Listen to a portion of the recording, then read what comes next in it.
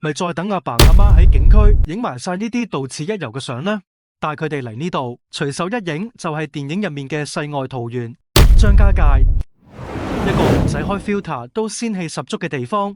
阿媽，聽講你尋晚發嗰組相，朋友圈點讚已經過百啦，連嗰個好耐冇見嘅二嬸都問你係咪有咗專業攝影師更新啊？邊有咩秘訣呀？秘訣就係嚟張家界咯，呢度隨手一影都係仙氣，住得好又唔使點行，個人精神爽利，影出嚟嘅相自然就靚啦。坐住世界最長嘅觀光索道，好似喺雲霧入面飛咁，行埋嗰個懸空嘅鬼谷棧道，再睇埋壯觀嘅天門洞。喺寶峰湖上面坐船行，兩邊都係奇峰異石，真係好似入咗水墨畫入面。全世界最高嘅土家族吊腳樓72期樓，夜晚燈光一開，影相真係靚到冇得頂。夜晚嘅鳳凰古城，兩岸燈火輝煌，住喺舒適又高質嘅酒店，食住道地嘅血巴鴨、土家趕年宴同野生菌養生宴，呢種生活真係神仙都羨慕。最抵讚係深圳高鐵直達，唔使坐大巴坐到腰痛，行程安排得好舒服，最啱想影靚相又想優雅旅行。